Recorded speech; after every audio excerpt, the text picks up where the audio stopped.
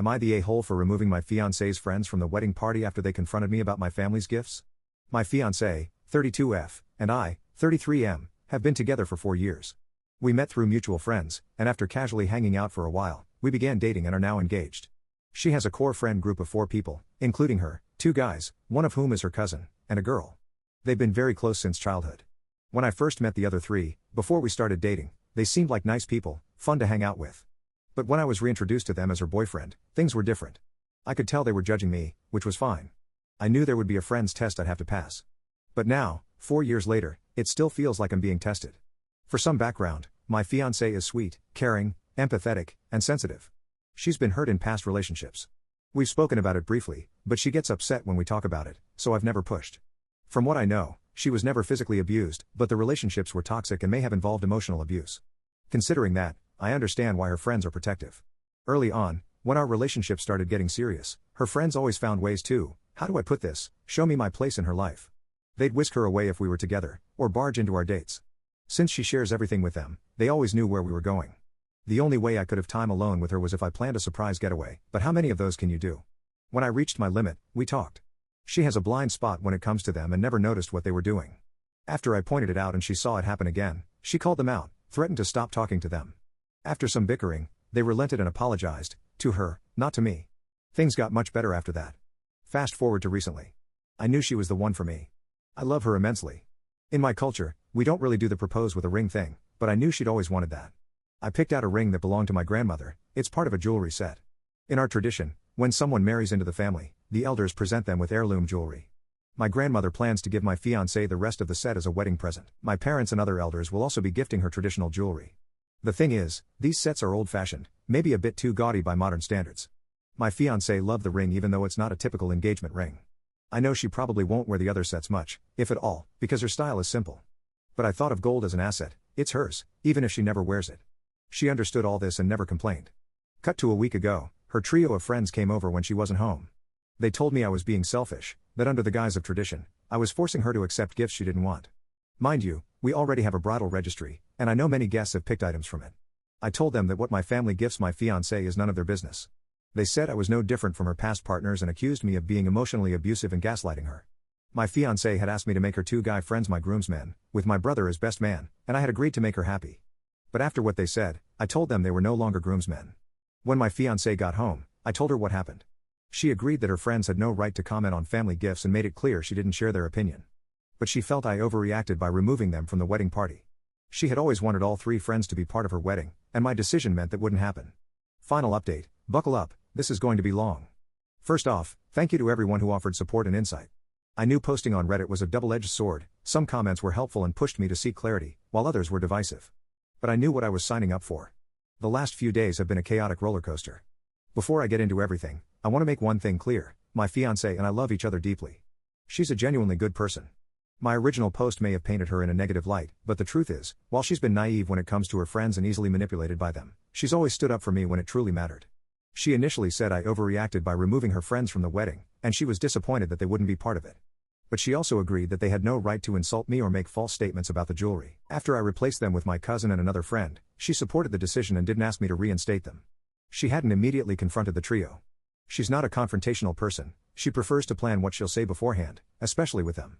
When she defends me, it's always 3 against 1, and if I join in, it becomes a shouting match that stresses her out even more. Yes, she's missed glaring red flags with her friends, but that doesn't make her a bad person. From her point of view, they've been the backbone of her social life since childhood. It's hard to see toxicity when you're inside that bubble. We had already talked about the gifts before, and she'd even shown her friends pictures of the jewelry. She never said she didn't like them, they just assumed she wouldn't because it wasn't her usual style. But that assumption wasn't innocent. It was manipulation. Edits, clarifications. 1. We've gone no contact, NC, with them but haven't blocked their numbers yet. We're giving them time to dig their own graves before documenting the messages and blocking them. 2. We're considering cease and desist letters for defamation and slander. 3. We've shared the recording in a mutual friends group chat. If it leaks online, so be it. 4. For those claiming this story is fake, enjoy. To those suggesting I leave her, that's not happening. We're not breaking up. But the wedding is postponed, and here's why. Several commenters pointed out that one of her guy friends, let's call him R, might have feelings for her. I'd never considered it, but when I asked her, she admitted that years ago, after breaking up with her high school boyfriend, R had asked her out. She turned him down, she saw him as a brother. He was upset for a few months but got over it, or so she thought. We talked in depth about her past relationships. She's dated 3 guys before me, not counting her high school boyfriend. None lasted long. 2 of them ghosted her completely, which really damaged her self-esteem. The trio always swooped in to help her recover. She told me she avoided talking about those exes because she feared I'd find the same flaws they supposedly saw and leave her too. That explained a lot about how she acted early in our relationship: timid, cautious, afraid to be too much. It took time, but once she felt safe, she became her true self, warm and funny. Interestingly, she introduced me to the trio only after meeting her parents. She wanted to be sure about me before bringing me into that circle because if it didn't work out, she'd have to rely on them again. Now here's the bombshell. I tracked down one of the exes, an acquaintance of a coworker. He told me he'd ghosted her because her friends told him she had schizophrenia and that she was a lunatic. They warned him that if he tried to break up in person, she might hurt him or herself. My fiancée does not have schizophrenia. I've lived with her for 2 years. The ex believed them because why would her best friends lie? I recorded that entire conversation. When I played it for my fiancée, she was heartbroken. She cried for days. But eventually, she gathered herself, and we decided to confront them. She invited them over, pretending she had wedding updates. They probably thought she was going to call off the engagement. Instead, she asked why they'd lied to her ex. They denied it, until she played the recording. Even then, they tried to blame me, claiming I was isolating her. Eventually, they cracked.